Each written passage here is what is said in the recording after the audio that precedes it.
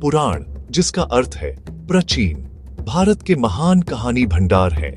ये इतिहास की किताबें नहीं बल्कि मिथकों और किंवदंतियों की नदियां हैं जो पीढ़ियों से बह रही हैं।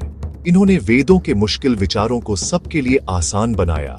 जिंदगी, मौत, कर्तव्य और ब्रह्मांड को समझाने के लिए मजेदार कहानियों का इस्तेमाल किया।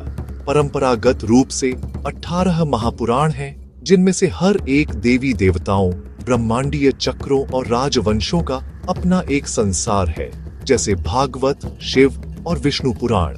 ये कहानियां शाब्दिक इतिहास नहीं है बल्कि प्रतीकात्मक कथाएं हैं जो इंसान की स्थिति और भगवान को खोजती है और पूरे भारत में त्योहारों, कला और रोजमर्रा की रस्मों को आकार देती है।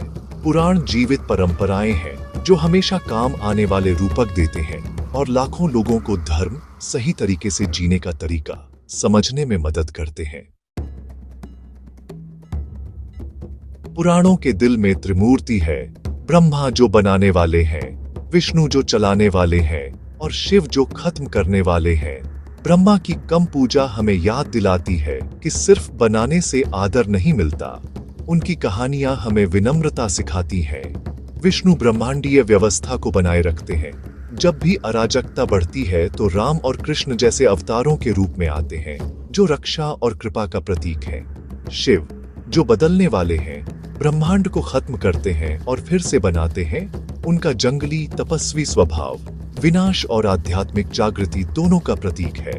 पुराण इन देवताओं को एक ही सच्चाई, ब्रह्म के अलग अलग रूप दिखाते हैं। हर एक ब्रह्मांडीय चक्र के लिए जरूरी है। उनकी कहानियां श्रेष्ठता के बारे में नहीं है बल्कि निर्माण, रखरखाव और परिवर्तन के संतुलन के बारे में है।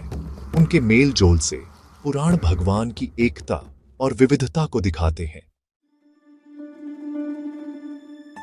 पुराण कहानियों के जरिए सिखाते हैं, उपदेशों से नहीं। जैसे समुद्र मंथन की कहानी में ज्ञान भरते हैं जो हमारी अंदरूनी मुश्किलों का रूपक है।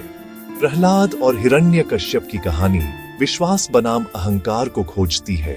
यह दिखाती है कि सच्ची भक्ति अत्याचार और घमंड पर जीत हासिल करती है।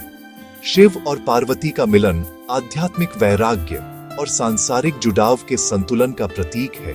यह सिखाता है कि दोनों ही संतुष्टि के रास्ते हैं। प्रकृति को पूजा जाता है, नदियां देवियों के रूप में, पहाड़ पवित्र रूप में, जानवर दिव्य वाहन के रूप में, जो पारिस्थितिक सम्मान और जुड़ाव पैदा करता है।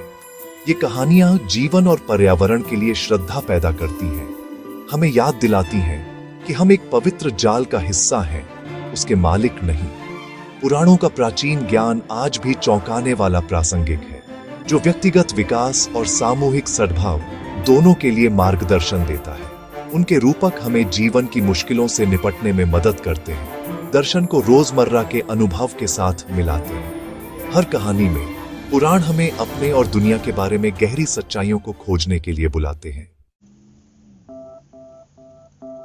आज की तेज तर्रार दुनिया में पुराण नैतिक और सांस्कृतिक मार्गदर्शन का एक जीवित स्रोत बने हुए हैं।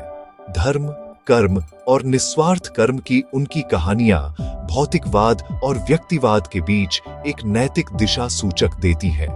उनके पात्रों को जिन मुश्किलों का सामना करना पड़ता है, वे हमारी अपनी मुश्किलों जैसी ही हैं, जो इन प्राचीन कहानियों को हमेशा के लिए प्रासंगिक बनाती हैं।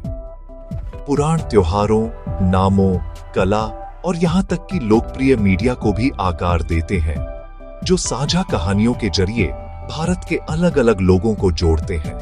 वे हमें रोजमर्रा की चीजों में पवित्रता देखने के लिए प्रोत्साहित करते हैं, जिससे विनम्रता, आश्चर्य और जुड़ाव बढ़ता है। सिर्फ अवशेष होने से बहुत दूर, पुराण आधुनिक जीवन में अर्थ और एकीकरण का रास्ता देते हैं।